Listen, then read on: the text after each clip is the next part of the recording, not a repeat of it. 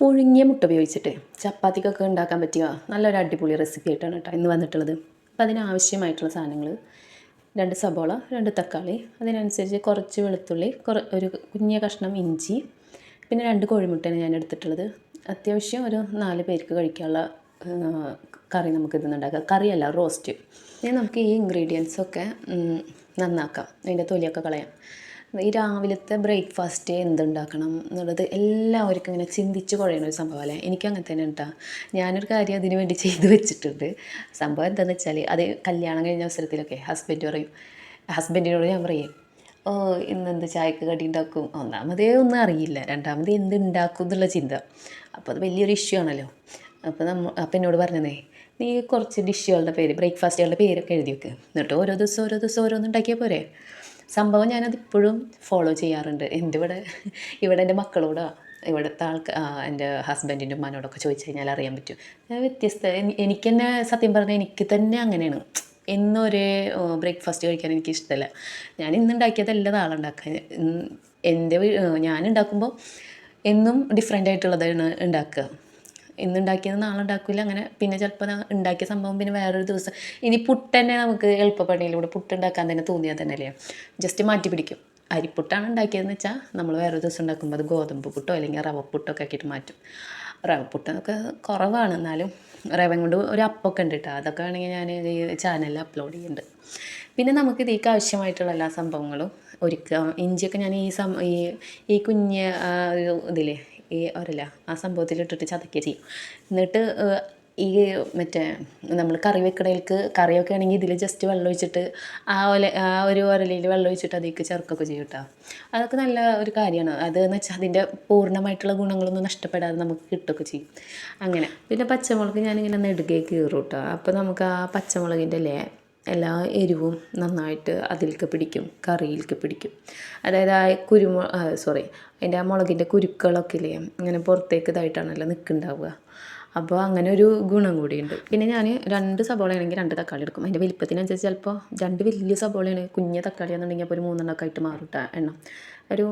ഒരു പാത്രം, ഇപ്പോൾ നമ്മൾ കട്ട് ചെയ്ത് വെച്ച ഒരു പാത്രം സബോള ഉണ്ടെങ്കിൽ ആ പാത്രത്തിൻ്റെ തന്നെ ഒരു 1/4 ഭാഗത്തോളം, 1/4 ആവണ്ട, എന്നാൽ അതിന് കുറച്ച് കമ്മിയാക്കിയിട്ട് നമുക്ക് തക്കാളി എടുക്കാം. പിന്നെ ഇതിലേക്ക് ഞാനൊരു എൻ്റെ കയ്യിലുള്ള ടീസ്പൂൺ അനുസരിച്ചിട്ട് 1/4 ടീസ്പൂൺ മുളക് പൊടി, പിന്നെ ഒരു 1/4 ടീസ്പൂൺ മഞ്ഞൾപ്പൊടി, പിന്നെ ഒരു 1.5 ടീസ്പൂണോളം ചിക്കൻ മസാല എടുത്തിട്ടുണ്ട്. പിന്നെ ഞാൻ പൊതുവേ നമ്മൾ അടുപ്പത്ത് ഈ സാധനങ്ങളൊക്കെ, അതായത് ഇപ്പോൾ സബോള ഒന്ന് വഴന്ന് വരാൻ കുറച്ച് സമയം എടുക്കുമല്ലോ. അപ്പോൾ ആ സമയത്തിൻ്റെ ഉള്ളിലാണ് ഞാൻ ഈ തക്കാളി കട്ട് ചെയ്യാൻ വേണ്ടി നിൽക്കാറ്. പിന്നെ അതേപോലെ ഇഞ്ചി വെളുത്തുള്ളിയൊക്കെ അത് പിന്നെ മുമ്പേ നമ്മൾ നന്നാക്കി വെക്കും, എന്നിട്ട് ചതക്കണതൊക്കെ ആ സമയത്ത്. പക്ഷേ ശരിക്കില്ലേ, നമ്മളിത് മുന്നേ പ്രിപ്പയർ ചെയ്ത് വെച്ച് കഴിഞ്ഞാൽ നമുക്കൊന്ന് ജോലി എന്തോ ഒരു എളുപ്പമുള്ള പോലെയും തോന്നും. മാത്രമല്ല ഗ്യാസും ലാഭം. ഗ്യാസിൻ്റെ ഉപയോഗത്തിൽ നമ്മളൊന്ന് ശ്രദ്ധിക്കണമല്ലോ. അങ്ങനെ അപ്പോൾ നമുക്ക് സ്റ്റാർട്ട് ചെയ്യാം. നമ്മൾ ആദ്യം തന്നെ ഇത് ഉണ്ടാക്കാൻ പറ്റിയൊരു പാത്രം അടുപ്പത്ത് വെച്ചിട്ട് അതിൽ ഓയിൽ അല്ലെങ്കിൽ വെളിച്ചെണ്ണയാണ് കേട്ടോ ഇങ്ങനത്തെ കാര്യത്തിനൊക്കെ ടേസ്റ്റ് കിട്ടുക. ഇങ്ങനത്തെ കറികളിലേക്കൊക്കെ ടേസ്റ്റ് കിട്ടുക വെളിച്ചെണ്ണയാണ്. അപ്പോൾ നമ്മൾ വെളിച്ചെണ്ണ ഒഴിക്കുക. സബോള ഒരുവിധം കളർ ചേഞ്ച് ആയി കഴിഞ്ഞാൽ മാത്രമാണ് ഇഞ്ചിയും വെളുത്തുള്ളിയും ചേർക്കാൻ പാടുള്ളൂ. ചിലപ്പോൾ നമുക്ക് ഫസ്റ്റിൽ ചേർക്കാം, പക്ഷേ എപ്പോഴും ഏറ്റവും നല്ലത് എനിക്ക് തോന്നിയിട്ടുള്ളത്, എൻ്റെ ഒരു അഭിപ്രായമാണ് കേട്ടോ, സബോള ഒന്ന് ജസ്റ്റ് കളർ ചേഞ്ച് ചെയ്ത സമയത്ത് ഇഞ്ചിയും വെളുത്തുള്ളിയും ചേർക്കുക. അപ്പോൾ എന്താണെന്നറിയോ, അടിയിൽ പിടിക്കില്ല. എന്നിട്ട് നമുക്ക് കുറച്ച് നേരം കൈയെടുക്കാതെ തന്നെ ഇളക്കി കൊടുക്കാം. എന്നിട്ട് നമ്മൾ അതിനെ തുടക്കത്തിലാവുമ്പോൾ പിന്നീട് അത് അതിൽ കിടന്നിട്ട് ഈ ചട്ടിയുമ്പോൾ പിടിക്കാനൊക്കെ ഉള്ളൊരു ചാൻസ് ഉണ്ട്. ഇങ്ങനെ ആകുമ്പോൾ ചട്ടിയിൽ പിടിക്കില്ല, അതുകൊണ്ടാണ് കേട്ടോ. എന്നിട്ട് ഞാൻ തക്കാളി ഇടുമ്പോൾ ജസ്റ്റ് ആ പാത്രത്തിൻ്റെ വശങ്ങളിലേക്ക് നീക്കി കൊടുക്കും സബോള. എന്നിട്ട് കുറേ സബോള ഉണ്ടെങ്കിൽ ആ തക്കാളിയുടെ മേലേക്ക് ഇട്ടിട്ട് കൊടുക്കും. അപ്പോൾ തക്കാളി വേവും ചെയ്യും, അതുപോലെ ഈ സബോള ഒന്നും അടിയിൽ പിടിക്കാതെ കിട്ടും. അല്ലെങ്കിൽ നമ്മളൊക്കെ കൂടി മിക്സാക്കി കഴിഞ്ഞാൽ ഇത് കുറച്ചും കൂടി ഗുണകരമായിട്ട് എനിക്ക് തോന്നിയിട്ടുണ്ട് കേട്ടോ.